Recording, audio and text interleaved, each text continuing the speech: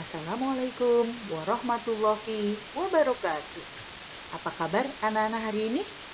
Alhamdulillah, luar biasa. Allahu Akbar.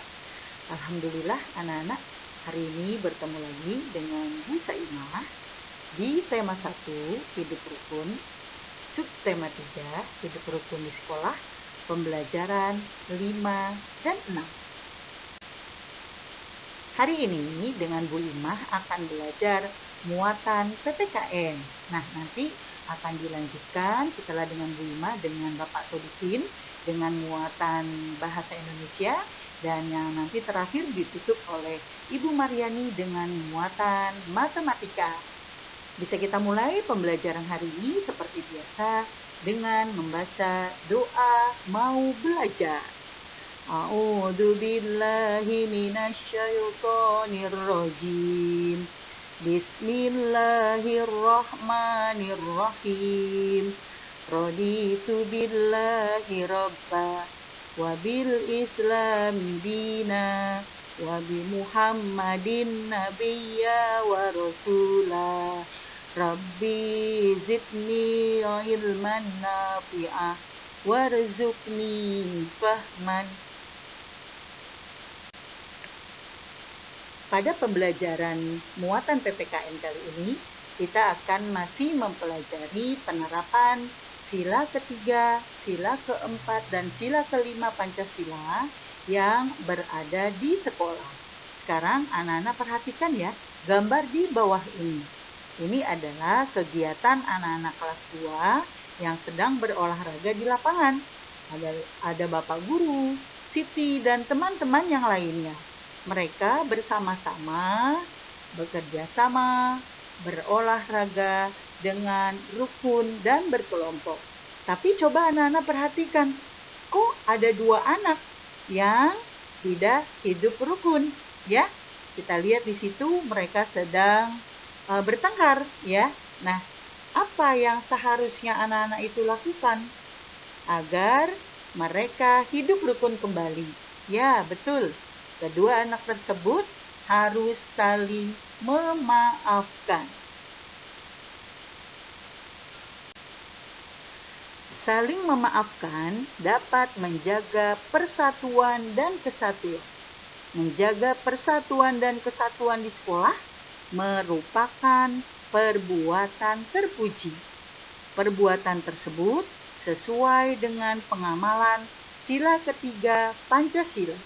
Jadi, ketika kita bersalah, ketika kita saling berselisih paham, kita harus segera meminta maaf atau saling memaafkan agar terjaga persatuan dan kesatuan.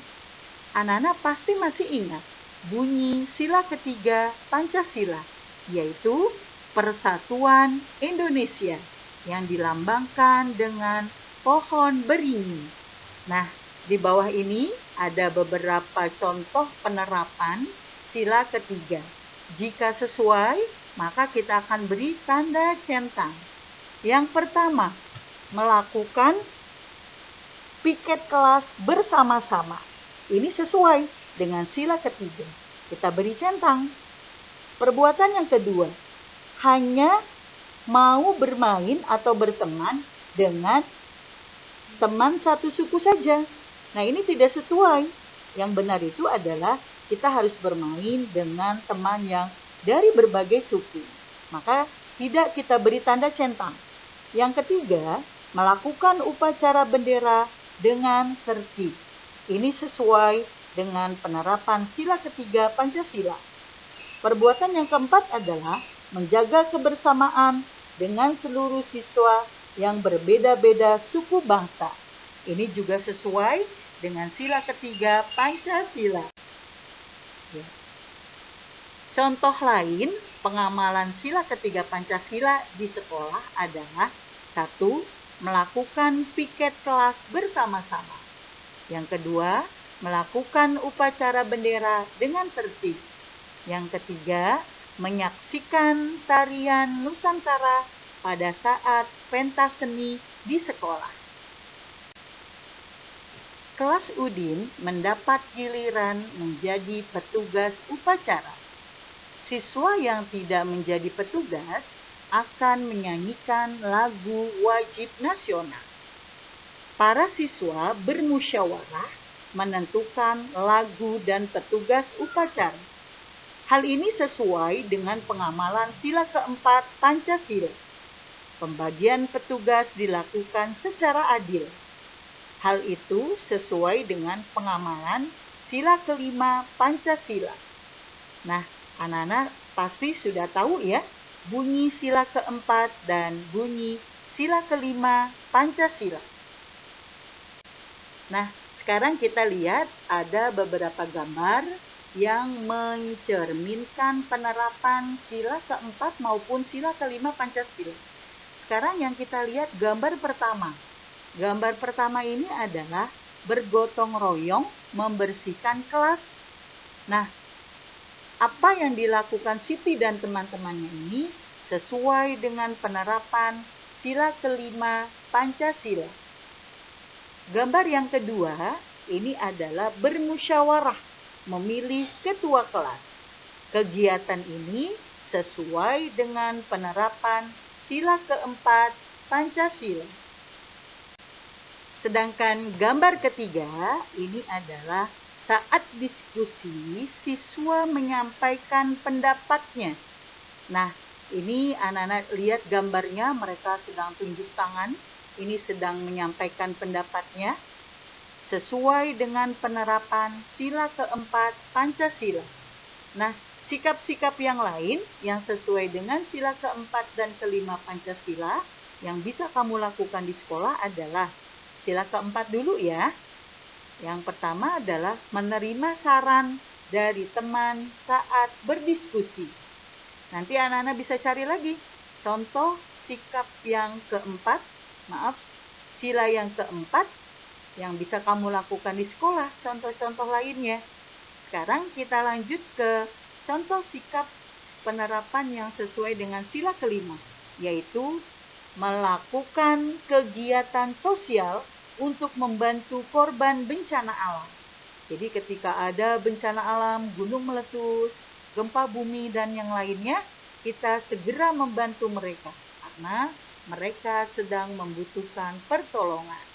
Nanti anak-anak bisa menceritakan baik di sekolah ketika nanti sudah tatap muka maupun dengan temanmu, dengan keluargamu di rumah, penerapan sila ketiga, sila keempat, dan sila kelima Pancasila. Baik anak-anak, penjelasan dari Bu Imah cukup sekian. Mudah-mudahan anak paham dan anak-anak mengerti. Akan dilanjutkan oleh Bapak Sodikin dengan muatan bahasa Indonesia. Terima kasih. Anak-anak, kita lanjut ke pembelajaran berikutnya. Kalau tadi kalian sudah belajar dengan Bu Imah muatan PPKN, sekarang dilanjut dengan Pak Guru muatan bahasa Indonesia. Untuk muatan bahasa Indonesia, kita masih belajar tentang kalimat perintah. Tentunya anak-anakku masih ingat semuanya ya, apa itu kalimat perintah, berikut dengan ciri-cirinya. Sekarang coba kalian perhatikan gambar berikut. Udin dan teman-teman sudah selesai bermain dan berolahraga.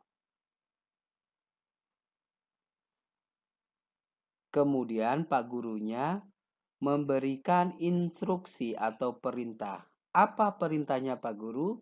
Lakukan pendinginan setelah berolahraga. Nah, ini adalah termasuk kalimat perintah. Ciri utamanya adalah diakhiri dengan tanda seru atau tanda perintah. Kemudian yang kedua, minumlah air putih secukupnya untuk mengganti cairan tubuh. Nah, ini juga kalimat perintah. Yang ketiga, ganti kembali pakaian olahraga dengan pakaian seragamu. Nah, 3 kalimat yang disampaikan oleh Pak Guru olahraga itu adalah kalimat perintah. Masing-masing memiliki ciri kalimat perintah yaitu diakhiri dengan tanda seru atau tanda perintah. Apakah kamu pernah mendengar kalimat perintah dari gurumu setelah berolahraga? Tentunya pernah. Apa? Biasanya Pak Guru memberikan perintah setelah berolahraga, masuklah ke kelas masing-masing, ya. Gantilah pakaianmu dengan seragam. Nah, itu adalah contoh dari perintah yang disampaikan oleh Pak Guru. Kemudian, perintah apakah yang diucapkan? Nah, yang tadi yang Pak Guru sampaikan, ganti seragam, ganti baju olahragamu dengan seragammu. Masuklah segera ke dalam kelas. Kemudian, apa manfaat perintah tersebut? Nah, anak-anakku, ternyata kalimat perintah itu tidak hanya mengandung arti atau makna, tetapi kalimat perintah itu mengandung manfaatnya. Sekarang kita lihat apa manfaat perintah-perintah yang diberikan oleh Pak Guru. Nah, ini contohnya. Ini perintah yang disampaikan oleh Pak Guru olahraga tadi. Lakukan pendinginan setelah berolahraga. Kira-kira apa manfaatnya perintah dari Pak Guru itu? Manfaatnya yaitu agar otot-otot kita tidak mudah kram. Kenapa? Karena setelah kita berolahraga, selama kita berolahraga, otot-otot kita itu terasa tegang atau keras. Nah, oleh karena itu sebelum olahraga berakhir atau sebelum selesai, biasanya diperintahkan oleh Pak Guru untuk melakukan pendinginan supaya rileks. Otot kita tidak mudah kram.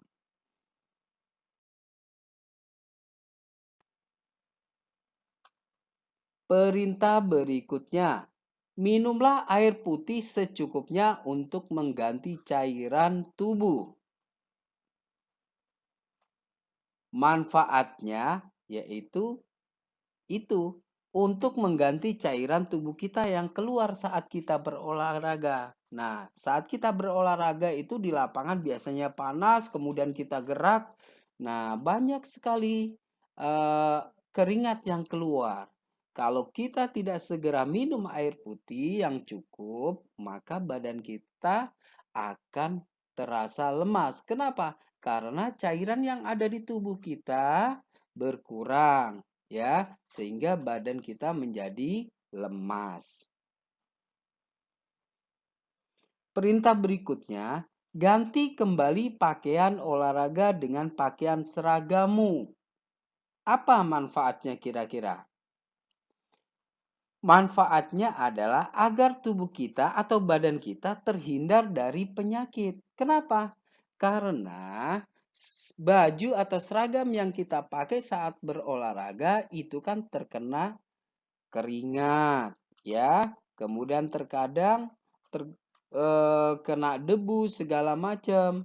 Tentunya itu kalau tidak segera diganti, nanti badan kita akan menjadi gatal-gatal, ya. Makanya setelah berolahraga harus segera mengganti pakaian olahraga dengan pakaian seragam. Selanjutnya, tuliskan kalimat perintah yang sesuai dengan gambar di bawah ini. Nah, langkah pertamanya kamu perhatikan dulu ya gambarnya. Kalimat perintah biasanya diakhiri tanda seru atau diberi akhiran lah. Sekarang kita coba buat kalimat perintah yang sesuai dengan gambar. Nah, hapuslah papan tulis. Sudah ada kata tanda serunya dan sudah diakhiri berakhiranlah, dihapuslah. Nah, itu terlihat papan tulisnya yang kotor. Kemudian mejanya juga kotor. Kira-kira perintah apa yang cocok? Bersihkan mejamu. Ya. Berikutnya, kita lihat lantainya terlihat kotor sekali. Banyak yang membuang sampah sembarangan. Perintah yang cocok adalah sapulah lantai itu.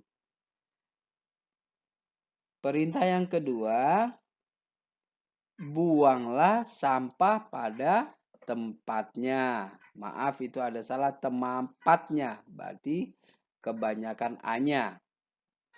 Yang benar adalah buanglah sampah pada tempatnya. Sekarang gambar berikutnya. Di situ ketika teman-teman sudah duduk rapi, ada seorang siswa yang baru datang. Ya, kira-kira perintah bu gurunya apa? Masuklah ke dalam kelas. Kemudian perintah berikutnya kira-kira duduklah di tempatmu. Ya. Oke, baik anak-anak, alhamdulillah selesai sudah pembelajaran muatan bahasa Indonesia. Mudah-mudahan kalian dapat memahami, dapat mengerti apa yang telah Pak Guru sampaikan pada kali ini. Setelah pembelajaran muatan bahasa Indonesia akan dilanjut dengan pembelajaran berikutnya yaitu muatan matematika. Pak Guru ucapkan terima kasih. Alhamdulillah anak-anak ketemu lagi di muatan matematika bersama Bu Ma. Kalau tadi di awal kalian sudah belajar PPKN dengan Bu Saimah, lalu dilanjutkan Bahasa Indonesia dengan Pak Sodikin. Nah, untuk pembelajaran hari ini, kita akan membahas soal cerita berkaitan dengan pengurangan. Kemarin kita sudah belajar soal cerita tentang penjumlahan.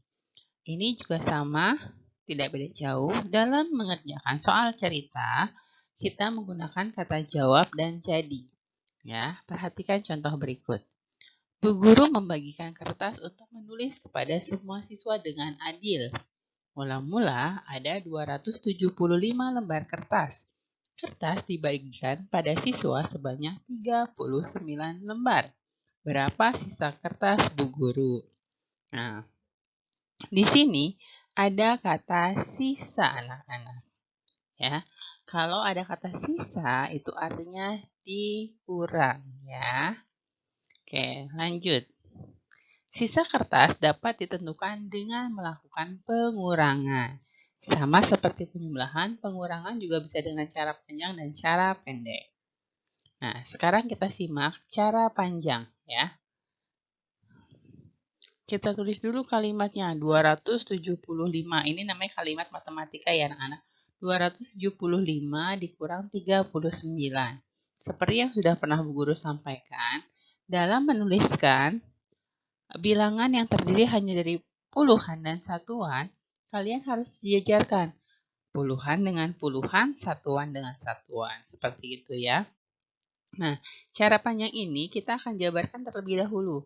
275 artinya 200 ditambah 70 ditambah 5. Sedangkan 39 artinya, bukan di depan sini kita isi ya, nah, karena dia puluhan mulai dari sini.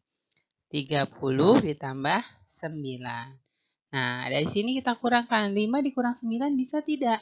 Tidak bisa, karena angka 5 lebih kecil daripada angka 9. Itu artinya kita harus pinjam. Ya, pinjam 10 dari angka 70 ini. Jadi berapa? Betul, jadi 15, ini jadi 60. Maka kita tulis lagi. Nah, ini sudah dirubah ya nak ke sini. Kan 200-nya tetap, kita tulis 200. Tadi 70-nya mau kita pinjam 10. Berarti kalau 70 dipinjam 10, sisanya adalah 60. Nah, sedangkan 5 ini tadi sudah meminjam ke 70, minjam 10. Berarti 10 tambah 5 menjadi 15.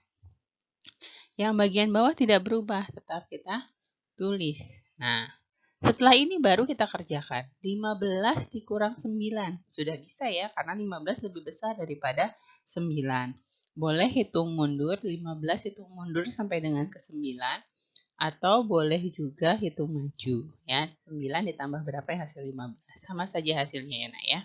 Nah, 15, 14, 13, 12, 11, 10, 9, 8, 7, 6. Oke. Nah, itu artinya 15 dikurang 9 sama dengan 6. Sekarang ingat, kalau 0 dikurang 0 pasti 0. 6 dikurang 3. 6 dikurang 3. Oh, 3 Bu Guru. Jadi hasilnya 30. 200 tidak ada temannya. Langsung diturunkan saja 200. Baru sekarang kita jumlahkan. 200 ditambah 30 ditambah 6 sama dengan 236. Ini cara panjang. Lalu kemudian cara pendek. Ini juga lebih mudah ya. Kita tulis dulu soalnya. Angkanya 275 dikurang 39 ya. Sama seperti tadi, karena tidak bisa kita pinjam ke 7, 7-nya kita coret. Nah, tadi sisa berapa? 6. Kita taruh di atasnya 6. 1 yang sudah kita pinjam, kita taruh di depannya angka 5. Jadi 15 dikurang 9. Hasilnya 6. 6 dikurang 3. 3. 2 tidak ada temannya, turun. 2. Sama kan? Baik cara panjang maupun cara pendek. Tidak akan berubah hasilnya. Oke. Jadi sisa kertas Bu Guru adalah 236 lembar. Seperti itu ya. Oke. Sekarang Bu Guru akan membahas soal yang ada pada buku tema kalian, yaitu soal yang ada pada halaman 135. Disimak baik-baik. Oke, pembahasan yang pertama, soal nomor 1. Kapur tulis di lemari ada 116 batang. Kapur tersebut sudah dipakai sebanyak 25 batang. Berapa sisa kapur yang belum dipakai? Di sini ada kata sisa, berarti dikurang. Nah, jawabannya kita harus tuliskan dulu kalimat matematikanya. Jawab. Nah, ini namanya kalimat matematika ya anak-anak. 116 dikurang 25. Nah, berapa sih 116 dikurang 25? Kita menggunakan cara pendek. Nah, kita tulis bilangannya, ingat. Satuan dengan satuan, puluhan dengan puluhan. 6 dikurang 5. Oh, bisa. 6 dikurang 5 itu 1. Nah, 1 dikurang 2 bisa tidak? Tidak bisa. Karena tidak bisa kita pinjam ke depannya. Nah, karena pinjamnya sama-sama 1, sedangkan di sini ada 1. Kita langsung saja 11 dikurang 2. Berarti 9. Nah, jadi sisa kapur ada 91 batang. Oke. Soal nomor 2. Di sekolah Udin ada 125 siswa laki-laki dan 117 siswa perempuan. Berapa selisih siswa laki-laki dan perempuan? Loh, di sini nggak ada kata sisa nih. Adanya kata selisih. Selisih itu apa sih? Selisih itu perbedaan ya antara si laki-laki dan perempuan. Nah, supaya kita tahu bedanya harus kita kurangkan. Ingat, kita tulis kalimat matematikanya. 125 dikurang 117. Sama dengan cara pendek, kita susun ke bawah ya. Nah, 5 dikurang 7. Tak bisa Bu Guru, berarti harus pinjam ke angka 2. 2-nya kita coret. Sisa 1, kita taruh di atas. Nah, 10 tadi kita tambahkan dengan 5 menjadi 15. Taruh satunya di depan angka 5. 15 dikurang 7, sudah bisa. Hasilnya adalah 8. Lalu sekarang ini 1 dikurang 1, 0. 1 dikurang 1, 0. Karena 0 tidak perlu kita tulis ya anak-anak. Nah, jadi hasilnya adalah 8. Jadi selisih siswa laki-laki dan siswa perempuan adalah 8 orang. Seperti itu. Nah, semoga kalian bisa paham dengan penjelasan yang Guru berikan. Seperti biasa, dilatih, diulang, dicoba kembali mengerjakan soal-soal yang ada di buku kalian. Nah, kalian harus tetap semangat walaupun kalian belajarnya di rumah dengan ayah dan bunda, ya.